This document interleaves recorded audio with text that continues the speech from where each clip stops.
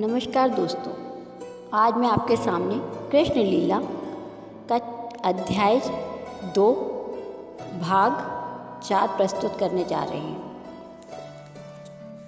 देवताओं ने स्तुति की, हे स्वामी, आपके शाश्वत स्वरूप को समझ पाना दुष्कर है। सामान्य जन आपके वास्तविक रूप को समझने में अक्षम रहते हैं, अतः आप अपना आदि शाश्वत रूप प्रकट करने के लिए स्वयं अवतार ले रहे हैं। लोग किसी तरह आपके विभिन्न अवतारों को तो समझ सकते हैं, किंतु 2 भुजाओं वाले श्री कृष्ण के शाश्वत स्वरूप को मनुष्यों के बीच उन्हीं के समान विचरण करते देखकर वे उलझन में पड़ जाते हैं। आपको यह शाश्वत रूप भक्तों के दिव्य आनंद को बढ़ाता रहता है, किंतु अभक्तों के लिए यह घातक है। जैसा कि श्रीमद् भागवत गीता में कहा गया है, श्री कृष्ण साधु के लिए अत्यंत मोहक हैं, परित्राणाय साधु नाम, किंतु यह रूप असुरों के लिए अत्यंत घातक है, क्योंकि श्री कृष्ण असुरों के वध के लिए अवतरित होते हैं। अतः वे एक ही साथ भक्तों के लिए मोहक और असुरों के लिए घातक हैं। हे कमल के समान नेत्रों वाले प्रभु, आप शुद्ध सत्व के स्रोत हैं। ऐसे अनेक ऋषि हैं जिन्होंने केवल समाधि के द्वारा या आपके चरण कमलों के आध्यात्मिक ध्यान के द्वारा और इस तरह आपके विचार में लीन रहकर प्रकृति द्वारा उत्पन्न अज्ञान के महासागर को गोवर्धन में सामने वाले जल के समान बना दिया है।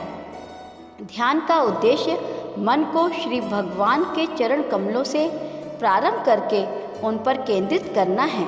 श्री भगवान के चरण कमलों के ध्यान से ही बड़े बड़े मुनि इस विशाल भव सागर को बिना कठिनाई के पार कर लेते हैं।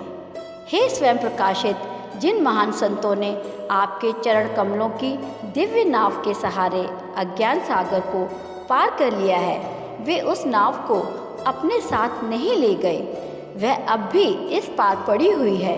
यदि कोई नाव द्वारा नदी पार करता है तो वह नाव को भी उस पार कर ले जाता है। अतः जब वह अपने गंतव्य पर पहुंच जाता है तो फिर वही नाव किस प्रकार उन लोगों के लिए उपलब्ध हो सकती है जो इस ओर प्रतीक्षा कर रहे हैं। इस कठिनाई का उत्तर देने के लिए देवता अपनी स्तुति में कहते हैं कि श्री भगवान के चरण कमलों की यह नाव ले नहीं जाई जाती। जो भक्तगण अब भी भवसागर के इस पार खड़े हैं, वे दूसरी ओर जाने में समर्थ होते हैं, क्योंकि शुद्ध भक्त सागर को पार करते समय उसे अपने साथ नहीं ले जाते। जब कोई इस नाव के पास जाता है तो भौतिक अज्ञान का सारा समुद्र सिमटकर गोवर्धन में समा जाता है। अतः भक्तों को दूसरी ओर जाने के लिए नाव की आवश्यकता ही नहीं पड़ती, वे तुरंत समुद्र पार कर लेते हैं। क्योंकि महान साधु पुरुष समस्त बुद्ध जीवों के प्रति दयालु होते हैं, अतः नाव तब भी इस ओर पड़ी रहती है। दूसरे शब्दों में, कोई किसी भी समय श्री भगवान के चरणार विंदों का ध्यान करके भौतिक अज्ञान के महान सागर को पार कर सकता है। ध्यान का अर्थ है श्री भगवान के चरण कमलों पर एकाग्रता। चरण कमल श्री भगवान के सूचक हैं, किंतु जो निर्वेशवादी हैं वे श्री भगवान के चरण कमलों को नहीं मानते, अतः उनके ध्यान का विषय निराकार होता है। देवताओं का यह पक्का निर्णय है कि जो लोग शून्य या निराकार का ध्यान करने में रुचि रखते हैं, वे अज्ञान के सागर को पार नहीं कर सकते। ऐसे लोग केवल यही सोचते रहते हैं कि वे मुक्ति हो गए हैं, एवं कमल नेत्र प्रभु उनकी बुद्धि कल्पवश हो गई है, क्योंकि वे आपके चरण कमलों का ध्यान करने में असफल रहते हैं। इस उपेक्षा भाव के कारण निर्विशेषवादी संसार के बुद्ध जीवन में पुनः आ गिरते हैं। भले ही कुछ काल के लिए वे निराकार साक्षात्कार के पद तक पहुँच जाए, निर्विशेषवादी ब्रह्म तेज में लीन होने के लिए कठिन तपस्या करते हैं, किंतु उनके मन भौतिक कलमश से मुक्त नहीं होते। वे चिंतन की भौतिक विधियों का निषेध मात्र करते रहते हैं।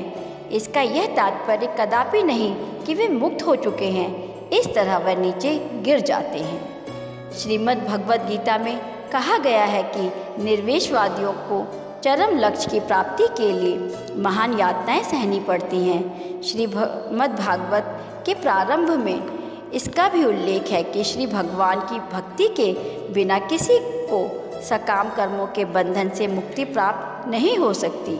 श्रीमद् भागवत गीता में भगवान श्री कृष्ण का और श्री भागवतम में श्री नारद मुनि का कथन है और यहाँ भी देवता इसकी पुष्टि करते हैं। जो लोग भक्ति नहीं करते उन्हें ज्ञान का चरम लक्ष्य ज्ञात नहीं होता।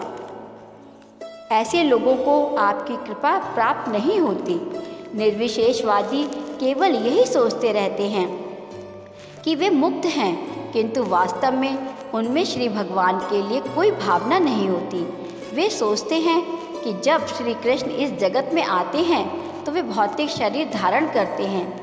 इस प्रकार वे श्री कृष्ण के दिव्य शरीर की उपेक्षा कर लेते हैं। श्रीमद् भागवत गीता में इसकी पुष्टि हुई है। अब जानन्ति मां मूढ़ा फलतः निर्विशेषवादी भौतिक वासना पर विजय पाने तथा मुक्ति तक पहुँचने के बावजूद नीचे गिर जाते हैं। यदि वे ज्ञान के लिए ही वस्तुओं को जानने में व्यस्त रहते हैं और श्री भगवान की भक्ति नहीं करते तो उन्हें वांछित फल प्राप्त नहीं हो सकता। उनके हाथ लगता है केवल उनके द्वारा उठाया गया कष्ट, इससे अधिक कुछ नहीं। श्रीमद् भागवत गीता में स्पष्ट कहा गया है कि ब्रह्म साक्षात्कार ही सब कुछ नहीं है। ब्रह्म साक्षात्कार द्वारा भौतिक आसक्ति या विरक्ति के बिना भी मनुष्य प्रसन्न रह सकता है और संभाव के पद को प्राप्त हो सकता है, किंतु इस अवस्था के बाद भक्ति करनी ही होती है। जब मनुष्य ब्रह्म साक्षात्कार पद तक उठ जाने के बाद भक्ति करता है तो वह आध्यात्मिक वैकुंठ में प्रवेश करता है, जहाँ वह श्री भगवान की संगति में स्थायी निवास करता है। भक्ति का यही परिणाम होता है। श्री भगवान के भक्त कभी भी निर्विशेषवादी की भांति नीचे नहीं गिरते। यदि वे नीचे गिरते भी हैं तो श्री भगवान में प्रेम पूर्वक अनुरक्त रहते हैं। भक्ति के मार्ग में भले ही उन्हें समस्त प्रकार के अवरोध मिलते हों, किंतु वे बिना डर के स्वतंत्रता पूर्वक ऐसे अवरोधों को पार कर सकते हैं। शरणागत होने के कारण उन्हें विश्वास रहता है कि श्री कृष्ण सदा उनकी रक्षा करेंगे। श्री कृष्ण ने श्रीमद् भागवत गीता में वचन दे रखा है कि मेरे भक्तों का कभी विनाश नहीं होता। देवताओं ने आगे कहा है, हे प्रिय श्री भगवान, इस भौतिक जगत के सभी जीवों के कल्याण के लिए आप अपने आदि विशुद्ध रूप में शुद्ध सत्व के सनातन रूप में प्रकट हुए हैं। आपके प्राकट्य का लाभ लेते हुए अब वे सभी पूर्ण पुरुषोत्तम परमेश्वर की प्रकृति एवं रूप को अत्यंत सरलता से समझ सकते हैं। चारों आश्रमों के व्यक्ति सभी आपके प्राकट्य का लाभ उठा सकते हैं।